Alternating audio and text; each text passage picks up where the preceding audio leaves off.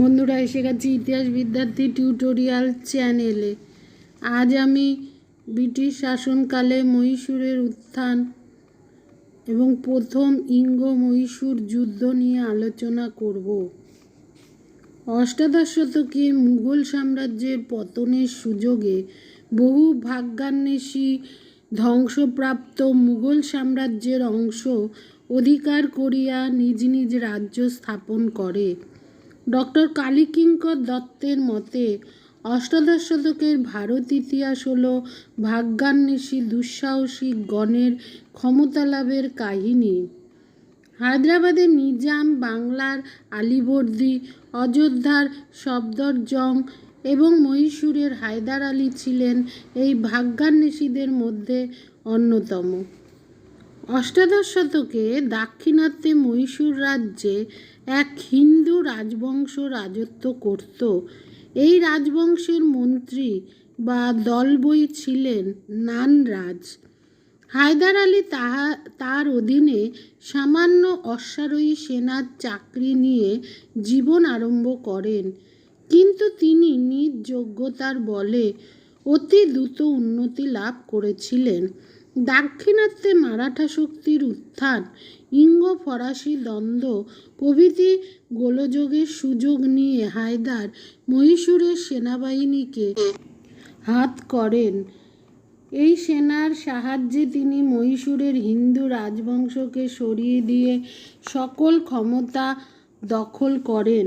হায়দার ছিলেন অত্যন্ত সুচতুর, বিচক্ষণ ও বাস্তব বুদ্ধির লোক। তিনি বুঝতে পারেন যে মুঘল সাম্রাজ্যের ভাঙনের ফলে ভারতে যে রাজনৈতিক পরিস্থিতি দেখা দিয়েছে তাতে বংশানুক্রমিক অধিকারের কোনো দাম নেই। সামরিক শক্তি হলো একমাত্র ক্ষমতা লাভের উপায়। এই কারণে হায়দার মহীশূরের সেনাদলকে ঢেলে সাজানো বন্দোবস্ত করেন। তিনি অশ্বারোহী বাহিনীকে সুশিক্ষিত করে যুদ্ধের উপযোগী করেন। এরপর হায়দার মহীশূরের সীমান্তবর্তী সেরা, বেদনুর, গুটি প্রভৃতি স্থান অধিকার করেন। হায়দারের ক্ষমতা বৃদ্ধিতে ঈর্ষান্বিত হয়ে দাক্ষিণাত্যের অন্যতম প্রধান শক্তি মারাঠা পেশোয়া মাধবরাও তাকে 3 বার পরাস্ত করেন। হায়দার কূটনৈতিক বুদ্ধিতে তাদের থেকে অনেক এগিয়ে ছিল।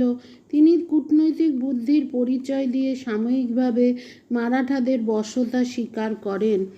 পেশোয়া মাধব রায়ের মৃত্যুর পর মারাঠা শক্তির দুর্বলতার সুযোগে হায়দার পুনরায় রাজ্য বিস্তারের দিকে মন দেন। তিনি মারাঠা সাম্রাজ্যের একাংশ, কেশরী, গুটি প্রভৃতি স্থান দখল করিয়ে দাক্ষিণাত্যে নিজ শক্তি বৃদ্ধি করেন। হায়দারের শক্তি বৃদ্ধির ফলে দাক্ষিণাত্যের অপর 3 শক্তি যথা ইংরেজ, নিজাম ও মারাঠারা ঈর্ষাবোধ করে। এরা ত্রিশক্তি জোট গঠন করে 1766 খ্রিস্টাব্দে মহীশূর আক্রমণ করে।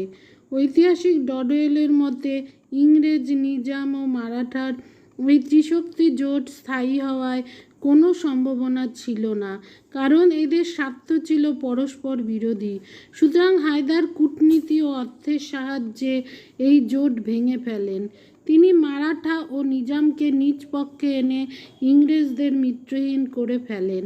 হায়দার এবার অশ্বারোহী সেনা নিয়ে মিত্রহীন ইংরেজদের অধিকৃত কর্ণাট অঞ্চল আক্রমণ করেন। ইতিমধ্যে নিজাম বুঝতে পারেন যে হায়দার ইংরেজকে পরাস্ত করলে তারপর তিনি হায়দারের দ্বারা আক্রান্ত হবেন। হায়দারের শক্তি বৃদ্ধি তার স্বার্থের প্রতিকূল ছিল। এই কারণে ভীত হয়ে নিজাম পুনরায় ইংরেজ পক্ষে যোগ দিয়ে হায়দারের বিপক্ষে ইংরেজদের সঙ্গে এক সন্ধি স্বাক্ষর করেন। এই সুযোগে ইংরেজ সেনা নিজামের সাহায্যে হায়দারের বিরুদ্ধে ব্যাঙ্গালোর অভিমুখে এগিয়ে যায়। হায়দার এতে না দমে ইংরেজ সেনার পাশ কাটিয়ে বিরাট সেনাদল সহ অতর্কিতে ইংরেজদের ঘাঁটি মাদ্রাজের উপকণ্ঠে এসে পড়েন। ইংরেজ সেনা ব্যাঙ্গালোর আক্রমণে ব্যস্ত থাকায় মাদ্রাজ শহর তখন অরক্ষিত ছিল। হায়দারের আক্রমণে মাদ্রাজ ছাড়কার হবার উপক্রম হয়। মাদ্রাজের গভর্নর হায়দারের আক্রমণের ভয়ে ভীত হয়ে হায়দারের সঙ্গে মাদ্রাজের সন্ধি 1769 খ্রিস্টাব্দে স্থাপন করেন। এই সন্ধির ফলে উভয় পক্ষ পরস্পরের অধিকৃত স্থান ফেরত দেয়। অপর কোনো তৃতীয় শক্তি হায়দারকে আক্রমণ করলে ইংরেজ শক্তি হায়দারকে সাহায্য করতে প্রতিশ্রুতি দেয়। এইভাবে প্রথম ইঙ্গ-মহীশূর যুদ্ধ শেষ হয়। প্রথম ইঙ্গ-মহীশূর যুদ্ধ এই কথা প্রমাণ করে যে দক্ষিণ ভারতে মহীশূর ও ব্রিটিশ হল পরস্পরের শত্রু। এদের মধ্যে কোনো একটি শক্তি ধ্বংস না হলে দক্ষিণে শান্তি স্থাপিত হবে না। মাদ্রাজের সন্ধির দ্বারা প্রথম ইঙ্গ-মহীশূর যুদ্ধের অবসান হলেও এই সন্ধির দ্বারা উভয় পক্ষের মধ্যে মৌলিক বিরোধের কোনো মীমাংসা হয়নি। কর্ণাটকে ইংরেজ এবং মহীশূরের আধিপত্য করবে এই প্রশ্নের মীমাংসা মাদ্রাজের সন্ধির দ্বারা হয়নি।